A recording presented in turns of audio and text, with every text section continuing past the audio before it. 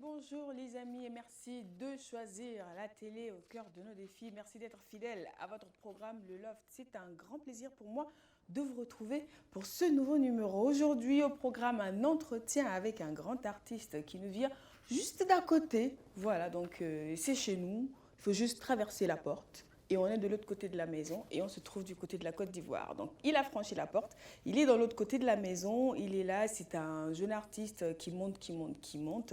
Il est artiste, chanteur, compositeur, ancien mannequin, animateur radio, ancien animateur télé, acteur de cinéma. Oui, un artiste multicasquette qu'on a le plaisir de recevoir aujourd'hui sur le plateau du Loft pour le plus grand plaisir de ses fans. Et je suis sûre de la jante féminine. Mike Alabi est mon invité aujourd'hui à qui je souhaite la bienvenue. Bonjour. Bonjour, merci. Waouh, ça fait chaud au cœur quand même. Merci beaucoup pour la présentation, ça fait beaucoup d'honneur. Merci Comment beaucoup. ça va? Oui, ça va super bien. Comme à chaque fois quand je viens ici, super content d'être là. Tu as passé le week-end à Ouaga? Je suis là depuis quand même, je dirais quoi, 4 à 5 jours. Ouais, un superbe week-end à Ouaga. Qu'est-ce que tu as fait? Je suis allé en boîte. Je ne bois pas d'alcool, mais quand même, ça me fait plaisir de me retrouver en boîte et regarder l'ambiance et tout. Voilà, danser, parce que j'aime danser. Je ne sais pas danser, mais j'aime danser. D'accord. On le met dans l'association? Parce que je suis la présidente, en fait. Ah bon? L'association des deux pieds gauches. Ah d'accord, Voilà. d'accord. On va s'entendre. Moi, je serai le secrétaire général. D'accord, on va voir. Parce qu'il y en a un en place tout de suite, mais on dirait qu'il prend des cours de danse. Donc, c'est un faux titre. On va le dégager et puis peut-être que tu auras la place. Alors donc, vu tout ce que j'ai cité, comment on trouve le temps de venir passer quand même toute une semaine au Burkina? Bon, après, je pense que c'est une question de planning. Et j'ai tout un staff qui travaille dessus sur mes différents déplacements et tout. Donc quand le programme est déjà préétabli, après, on ne fait que suivre. Mais c'est vrai que souvent, c'est difficile quand il y a, une partie de notre vie qui chevauche un peu sur l'autre. C'est vrai que souvent, c'est difficile. Mais bon, on essaie de faire avec. Et ça va faire quoi? 5 ans que je suis dedans, donc ça va. Bientôt. Comment ça s'habitue? Ouais, on commence à s'habituer, on tombe malade. D'ailleurs, je sors de maladie, ce qui a fait que j'ai failli ne pas venir. J'ai fait quoi? Une semaine de maladie. Rassure-nous, hein, c'est pas ce dont on a tous peur. Non, sinon je ne serais pas là parce qu'on allait me bloquer à l'aéroport là-bas. Donc, ouais, non, mais ça va. D'accord, on te souhaite une meilleure santé. Merci beaucoup. Merci. Alors, on va faire un petit retour dans le passé. Mannequin, comment ça commence? Alors, d'abord, j'étais chétif avant, j'étais très maigre et ça me frustrait parce que à l'époque, les gars ne regardaient que les gars costauds. Et vu que j'étais très grand de taille, le plus jeune de ma classe, vu que c'est juste la taille qui faisait qu'on avait l'impression que j'étais âgé, mais j'étais quand même le plus jeune de la classe. Et donc, les gens me regardaient comme ça. Et quand tu es grand et mince, après, il y a des fois, tu te sens complexé parce que tu rentres dans une classe où tu es le plus grand de taille, en fait, tu vois. Donc, tout le monde, quand on doit te parler, on te regarde comme ça. Et moi, je me suis dit, bon, il allait falloir que je fasse un peu de sport. Et puis, le changement de vie, parce que je suis à la base issu d'une famille quand même nantie. Et après, il y a eu une période où mon père, il a dû partir du pays, il était exilé. C'est une partie de ma vie que les gens ne connaissent pas. Et donc, à cette période-là, j'ai dû changer d'école et je me suis retrouvé dans un endroit où quand tu arrives dans ton âge, non, moi, j'ai jamais vu ça, tu vois. Tu vois, le petit choco. J'ose pas imaginer. Le petit choco qui va à l'école avec les blancs. Parce que moi, dans l'établissement dans lequel j'étais, c'est du genre, on se bat jamais. Du tout. Impossible même. Donc, du coup, quand on devait se battre, on devait appeler ça entre griffes se battre, c'est du genre, on se pousse. Et tu viens me te pousse sur la poitrine. On va bousculer, c'est la guerre. Pousse sur la poitrine et puis on est là. Celui qui pousse bien son camarade à gagner. Mais moi, j'arrive dans un endroit où on te dit, donc, j'ai cassé. Donc, moi, je suis comme tu vois. Donc, non, les gars, ils m'ont maltraité. Hein. Chaque 10 jours, on prenait mon âge. J'ai dit non, trop, c'est trop. Je me suis mis au sport. Et j'ai commencé à faire la boxe thaïlandaise.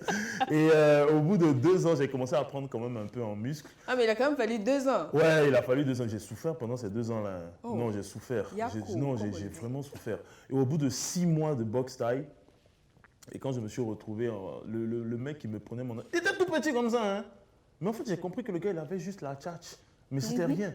Donc un jour comme ça, on était, c'est là que je suis rentré dans le mannequinat parce que on était à l'école et c'était à la récréation, je partais acheter quelque chose à manger et il y avait une fille qui me plaisait, elle me plaisait. Donc, nous on arrive, je finis d'acheter mon pain, le gars il débarque devant moi, il dit hey, dans ton pain là, petit maudit là. Et il y a la go là. C'est pas le moment de prendre la honte. Non, il est petit, tu vas me tuer. Il a pris mon pain et puis ça va. La go là, mais il a dit, mais Mike, il y a quoi? Il dit, j'ai enlevé mon t-shirt, j'ai enlevé tout, ma chemise d'école, puis il a commencé à couler, il dit, oh Dieu, il va me tuer. Finalement, je l'ai rattrapé et je l'ai boxé. Et quand il a voulu de le boxer, en fait, le mec, en fait, je me suis rendu compte que c'était juste la grande gueule qu'il avait, tu vois. Il dit, non, Mike, pardon. Ah ouais? Hein? Depuis ce jour-là, il est foutu et moi. Il dit, chaque 10 heures, c'est moi aussi. Donc, tu dois pas... Et il y avait en fait un professeur qui était mannequin à l'époque et qui était notre professeur d'anglais, si je me souviens bien. Et il m'a dit qu'il avait une agence et tout. Et il m'a vu quand je me suis déshabillé et tout. Il avait quand même un physique, il était pas mal. J'étais encore mince, mais il y avait... ça allait comparé à 2 ans dit, avant. ouais, quand même. Donc, il m'a dit, il aimerait bien que je me joigne à son agence de mannequinat. Je me suis dit, ok, en fait, non, c'est comme ça que je suis rentré dedans, à travers une bagarre, quoi. Ouais. Mais chaque 10 heures, il partait prendre leurs jetons aussi. Il a fait ça sur 3 mois, comme ça. Tu as récupéré tout ce qu'ils avaient pris ou pas? Non, pas tout. Puis 2 ans, à côté de 3 mois, il n'y a pas match. Mais au moins, la vengeance était consommée. Ouais, non, tranquille. mais quand même, j'ai compris ce que c'était qu'avoir la suprématie, en fait, avoir le pouvoir. Malheureusement, c'est un monde qui a failli me changer parce que j'étais devenu un peu brutal. Je répondais, j'étais tout au quart de tour, en fait. Ouais, sur la défensive. J'étais sur la défensive et ça se ressentait dans mon quartier, dans mes amitiés et tout, au point de me retrouver isolé. Et à un certain moment, j'avais plus d'amis. Et c'est resté comme ça jusqu'à ce jour. Bah, c'est un changement de vie. C'est vrai qu'aujourd'hui, on en rit, mais c'est quand ça. même, cette traversée-là, Ouais, exactement. enfin, je sais pas, ado à l'époque, Oui, c'est encore plus j'avais quoi, terrible. 15 ans, Bah, c'était c'est super clair. difficile. Pour quelqu'un qui se réveillait le matin, on lui préparait le petit déjeuner dans sa chambre et tout, mais qui avait 2 chauffeurs, vous voyez, et qui se retrouve à marcher comme, bon, je ne sais pas si vous connaissez Abidjan, mais comme la distance d'ici à l'hôtel où je réside, vous voyez un peu. Et c'est ce que je faisais tous les jours et c'était vraiment difficile. Ça, c'est un très goût sur le mental. Et du coup, heureusement, finalement, ça se... Ouais, ça s'est répercuté sur ma vie. Après, j'avais des rêves que je voulais réaliser. Je m'étais dit à un moment que ces rêves-là étaient impossibles, je ne pouvais plus les réaliser. Lequel, vu par le exemple? changement. Ouais, je voulais devenir pilote à l'époque. D'accord. Vu mon père, il avait énormément les moyens, vous voyez. Donc, pour moi, c'était une évidence, voilà. Et mes potes avec lesquels j'étais à l'école et tout, quand il y a eu la guerre de 2002 en Côte d'Ivoire, se sont retrouvés en France. Moi, je suis resté, je suis allé dans une école à Bobo, vous voyez, c'était super difficile. Et à un certain moment, on était dans la maison, une énorme maison. Il n'y avait pas d'électricité, il n'y avait pas d'eau. Pendant quoi? Pendant 3 ans, imaginez. Vous voyez un pays, dans un quartier huppé, vous avez une grande maison où il y a un jeune qui vit là avec ses soeurs et sa maman. Il n'y a pas d'électricité, il n'y a pas d'eau.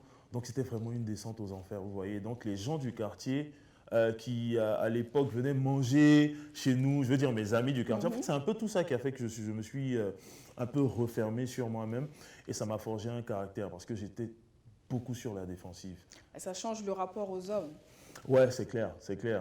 Et ça m'a pris beaucoup de temps, ça m'a pris quoi, quand même près de 12 années pour pouvoir essayer d'arriver à me fondre dans le moule. Parce que si je me souviens bien, on m'aurait invité sur une chaîne de télé comme ça, je serais resté là sans pouvoir parler en fait.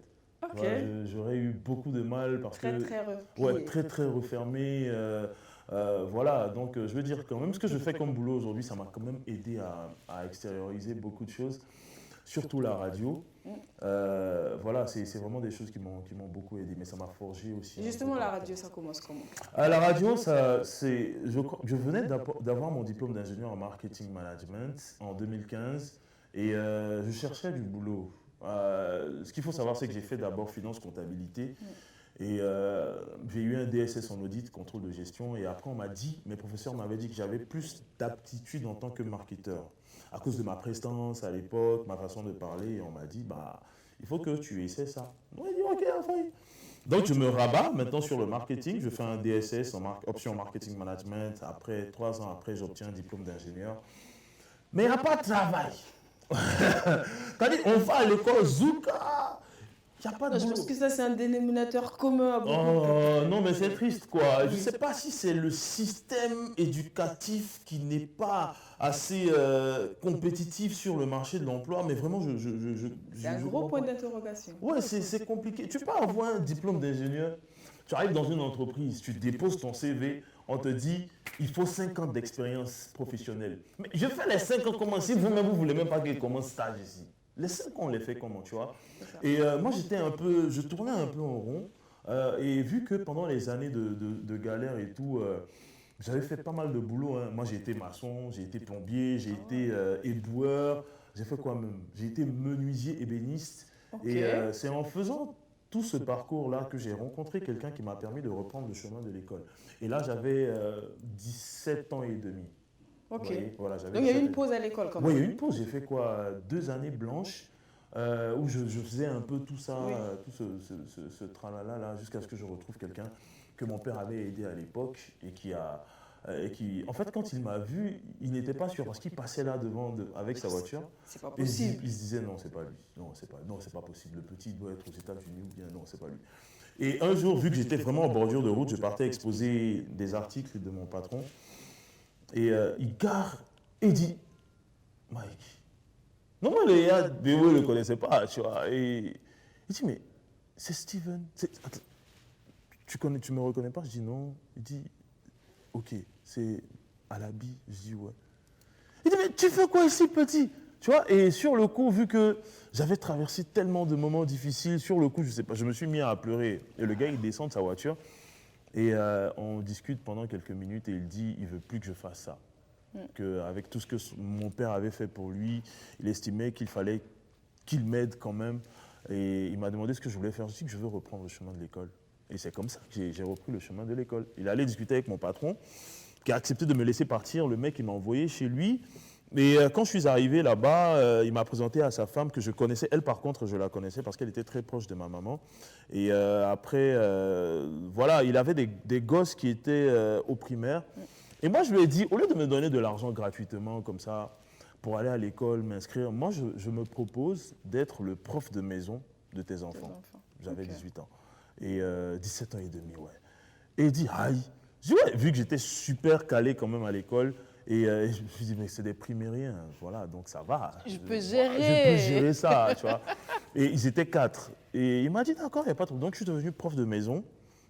Chaque fois que je rentrais de l'école, je passais par là, et de là, je marchais jusqu'à la maison. Donc, vu que j'avais déjà ça en moi, cet esprit de battant et tout.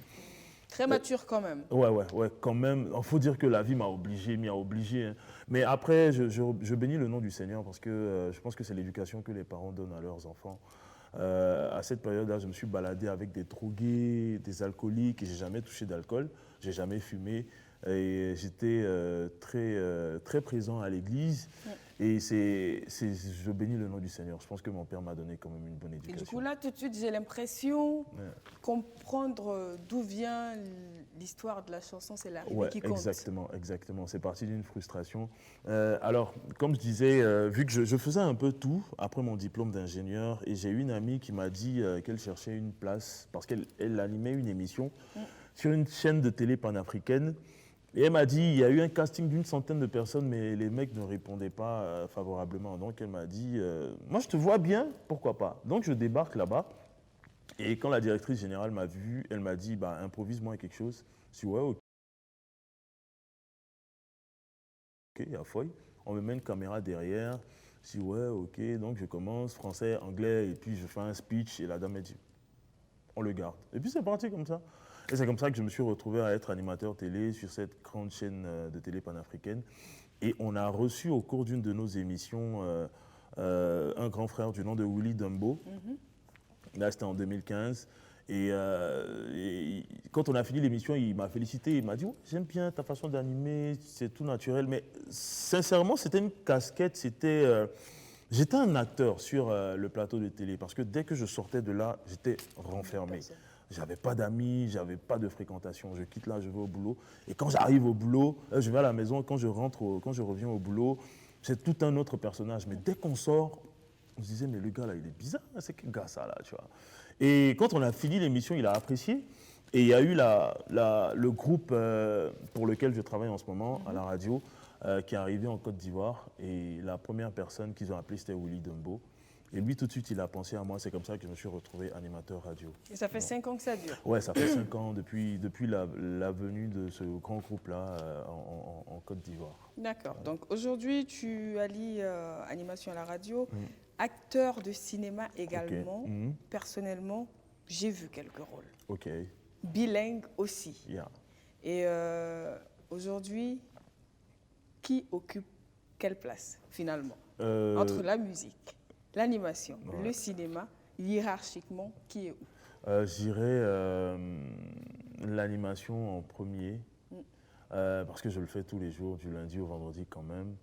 La musique ensuite, et après le métier d'acteur vraiment après. Parce que si j'ai un planning chargé, même si on me propose un rôle, j'ai déjà refusé 2 rôles en début d'année là.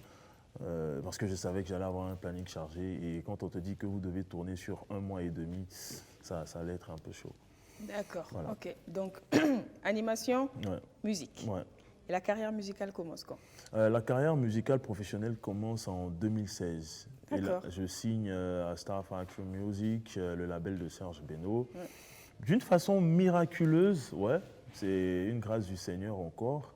Voilà, et je rentre dans ce label-là et le gars, il me dit, ouais, on va essayer quelque chose. Et je sors un premier titre appelé, je crois que c'est Yebessa. Le titre fait un petit boom tout de suite, d'autant plus qu'on est dans un pays où c'était le coupé-décalé ou rien, quoi. Coupé-décalé, Zouglou. Là, je vous parle de 2016. C'était au temps où on avait les Arafat, les Serge Beno, de Bordeaux, les Kounfa. Joe, nous, là, on n'avait aucune chance. Et un Mike Alabi qui arrive tout en douceur. Ouais, si. Et voilà, on voit une musique. Yebessa, my baby, Yebessa, shake your body, Yebessa, show me your body, baby love, yeah. C'était une musique vraiment. On dit, mais le gars là, c'est quel gars? Donc moi j'arrive et les gars m'appelaient Zouker. C'est le gars là, c'est le Zouker. C'était un peu difficile quand même. C'était un peu difficile. Donc c'était juste les femmes qui appréciaient ce que je faisais. Oui. Mais les hommes, Joe, j'étais leur ennemi numéro 1, quoi, jusqu'à ce que je sorte ce titre-là. Qui vraiment a fait l'unanimité. C'est ce titre-là qui m'a permis de rentrer un peu dans pratiquement toutes les sphères ça parle de la société. Tout le monde, hein. Ouais, cette chanson, et je l'ai composée dans un moment de frustration ultime. Je me souviens, on était parti à San Pedro, une ville de la Côte d'Ivoire, avec notre producteur et tout un groupe d'artistes, et on devait prester. Et honnêtement, je regardais les artistes qui prestaient, et ça me faisait chaud au cœur. Je me disais, waouh, il faut que j'arrive à atteindre ce stade. Et il y a un gars qui m'a sorti quelque part là-bas, un gars que je ne connaissais même pas. Mais c'est pas le Zouker là, c'est que. Julia, toi, faut passer en premier. Je dis, mais attends. Donc, du coup, sur le coup, ça m'a choqué, ça m'a fait vraiment mal. Et je me suis dit, non, mais attends, il faut que je. Et honnêtement, c'était une direction artistique que je suivais. Parce que mon producteur m'a dit, tu peux faire le zouglou, tu peux faire le coupé-décalé. Mais si tu viens faire ça, c'est déjà ce qu'on a ici. Donc, je veux que tu fasses quelque chose de différent. C'est pour ça que j'ai suivi ce style musical à la base. Sinon, j'ai fait un titre coupé-décalé. C'est d'ailleurs un son coupé-décalé qui a fait que je suis rentré dans Star Factory Music. Okay. Et voilà quoi. Donc, c'était cette direction artistique et je me suis dit, il faut que je fasse un truc dans lequel tout le monde se sentait. Et moi, à l'issue de cette frustration, la seule chose que j'ai dit au gars, il dit, mon frère, c'est l'arrivée qui compte. Et mon manager, maestro de Balzac, qui me dit, il faut en faire un titre. Donc, je rentre dans le bus, et c'est dans le bus qu'on a pris, c'est un car qui nous a pris tout le staff Star Factory Music. C'est dans le bus, en revenant à Abidjan, que j'ai composé cette chanson-là. Et Pourquoi les textes sont poignants? En fait, je peux prendre une journée pour que 3 phrases que je stocke quelque part. Et quand il y a une inspiration qui me vient, une phrase, j'ajoute. Et c'est comme ça que j'ai composé cette chanson sur un mois quand même. Quand même. Ouais. Ah, et aujourd'hui, c'est quand même un message, Ouais, un souffle d'espoir pour tous les jeunes. Exactement. Donc du coup, tu te réconcilies avec la gente masculine. Ouais, aujourd'hui c'est mes gars su. Hein. Ah, ils chantent pour le ghetto. Ouais. Non, mais après, pour avoir vécu avec les membres du ghetto, avec des membres du ghetto, je pense que c'était ma façon à moi de leur faire comprendre que l'espoir est permis, quoi. Le rêve, il est permis aussi. C'est sûr. Sans rêve, où serions-nous? C'est clair. Que ferions-nous? Est-ce que la vie aurait un sens? Je ne pense pas. Hein. Aujourd'hui, animateur radio et Ouais. artiste, Ouais. tu n'as pas l'impression d'être à la fois juge et parti? Ouais, souvent c'est chaud. Hein. Quand on doit recevoir des artistes, moi je peux pas trop parler, je peux pas trop les attacher, quoi. Ouais, un peu, tu vois, parce que je suis un artiste aussi. C'est qu'on avait reçu, je ne sais plus trop, un artiste qui avait fait un sale buzz sur les réseaux sociaux. Et c'est moi qui devais mener l'interview. Donc il parle un peu, le gars dit, mais toi, mais tu es artiste aussi, non? Non, il dit, toi, mais tu es artiste aussi. Il dit, oh, tu vois. Donc du coup, j'étais obligé à un certain moment de laisser quelqu'un l'idée, les interviews, surtout quand on est face à des artistes qui sortent d'un bad buzz. C'est vrai que c'est un peu compliqué à ce niveau-là. Et souvent aussi, il est difficile de prendre parti sur les réseaux sociaux quand un artiste fait quelque chose ou quand un média fait quelque chose, parce que c'est des choses qui arrivent. On est dans une sphère une sphère médiatique où on accorde le privilège, la primeur aux artistes internationaux, d'Europe et tout. Pourtant, je vous fais une comparaison chap-chap. Quand on arrive, par exemple, en France, quand tu arrives en France, tu ne verras pas, une chanson qui est écoutée chaque 15 minutes, une chanson africaine, quoi. Une chanson qui vient de la Côte d'Ivoire, qui vient du Burkina Faso, qui vient du Burundi, qui vient du Ghana. Non, c'est impossible. Ça sera européen d'abord. Vous voyez?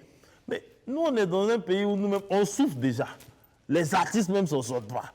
Eux, ils sont en Europe, là-bas, ils s'en foutent de nous. Hein. Mais c'est leur chanson d'abord. C'est-à-dire, on apprend aujourd'hui que Maître Gims sort quelque chose, c'est vrai, c'est quand même Maître Gims. Voilà. Mais je veux dire, on ne va pas mettre Maître Gims là. Chaque 10 minutes, sa chanson passe. Et quand nous, qui sommes les artistes locaux, on vient déposer nos chansons... Comme Mike Allen, mais tu n'as plus ce problème, toi. Ouais, non, mais en ce moment, mais ça a été chaud. Hein. Non, en ce moment, j'ai plus ce problème. Oui. Mais je veux dire, c'est un combat, par exemple, quand des artistes parlent de ça, j'aimerais bien intervenir, parler et exprimer aussi ce ras-le-bol-là pour eux, pour dire que, parce que c'est aussi ça notre rôle en tant qu'artiste. En tant que devancier pour certains artistes nouveaux venus, c'est aussi notre rôle de taper sur la table, leur dire « Ouais, mais ces enfants ont besoin d'aide et tout, on essaie de les pousser comme on peut. » Mais tu ne peux pas. Ah, mais tu travailles pour une chaîne de télé, donc tu es là. Bon, il faut subir. Ouais. Alors, pour être du métier, tu le sais, les contraintes de temps. Ouais. On pourrait discuter sur des heures, mais malheureusement, il nous reste 2 minutes. Oui, bien sûr, bien sûr. J'aurais bien aimé m'inviter dans la vie privée. Okay. Mais déjà, j'ai dit aux filles, c'est pas la peine, laissez tomber, c'est un terrain miné, comme on le dit. C'est loti. Je pense que les fondations sont déjà là. On a commencé à mettre les murs, peut-être même que les murs sont finis et tout ça. Oui, pratiquement finis. Donc, lâchez l'affaire, les filles, c'est mort. On espère quand même être invité au mariage. Oui, bien sûr, pourquoi pas. C'est pour dans combien de temps? J'espère 2022. Est-ce que la demande a été faite d'abord? Non, pas encore. Mais ça sera une demande dont tout le monde parlera, quoi. C'est pas les demandes à 2 balles. Vous parlez de Fresh Boy. Vous pensez que c'est votre demande à 2 balles, 3e balle est gratuite là? Non, hein? Non, c'est les demandes dont tout le monde parle. Vraie demande qu'on va attendre avec impatience. Alors là, on est obligé de se dire au revoir. On va se dire au revoir sur le dernier titre dont je suis au courant. Donc Punctually, c'est un duo. Ouais, c'est un duo avec Elou du groupe Kiff No Beat. En fait, c'est une chanson dans laquelle je parle un peu du comportement des hommes. Les gars qui blaguent les go pour aller coucher les go là. Je vous vois. Hein. Parle-leur, s'il te plaît. Les gars, la femme, c'est la plus belle créature de Dieu. La femme, il faut la chérir. Dis-lui la vérité. Moi, il me dit, je sais pas, tu vois une femme, Si tu es marié, dis-lui que tu es marié. Si tu as une go, dis-lui que tu as une go. Et cette femme, c'est fini. C'est pas fini. Si elle veut pas, là, peut-être qu'il y a une qui va accepter et qui te dit même que peut-être c'est quand tu vas lui dire la vérité. Même Moi, elle dit, je au moins. pensais que tu allais juste dire que comme il y en a une à la maison, Non, lâche on l'affaire. peut pas faire ça, les gars. C'est pas bon. Non. C'est ce qui est normal. Si tu ne fais pas ça là, tu vas mourir vite. Hein. Bon, Non, il faut être beaucoup plus sérieux. Non, non, non, mais je veux dire, vous-même, vous savez qu'on ne peut pas faire ça. Non, on ne peut pas. Tu as beau être... Non, c'est pas bon. C'est pas bon. bon, c'est sur cette note que nous on va s'arrêter pour cet entretien. En tout cas, c'était un super plaisir pour moi. Merci beaucoup, le plaisir Merci est d'être partagé. passé. Merci beaucoup, le plaisir Tu est seras partagé. toujours la bienvenue dans le loft. Merci Et infiniment. on espère que Très tu bientôt. ne viendras pas sans nous rendre visite. Bien sûr, bien sûr. Chaque fois que je serai à Ouaga, je viendrai vous rendre visite, d'autant plus que j'ai passé un excellent moment. Merci infiniment, merci BF1, merci à tous les téléspectateurs. Dieu bénisse le Burkina Faso, Dieu bénisse BF1, merci infiniment. Amen. Dieu te bénisse et te raccompagne chez toi pour Merci que tu beaucoup. reprennes tes activités de la meilleure des manières possibles. Merci Et on infiniment. se dit au revoir les amis avec ce clip-là.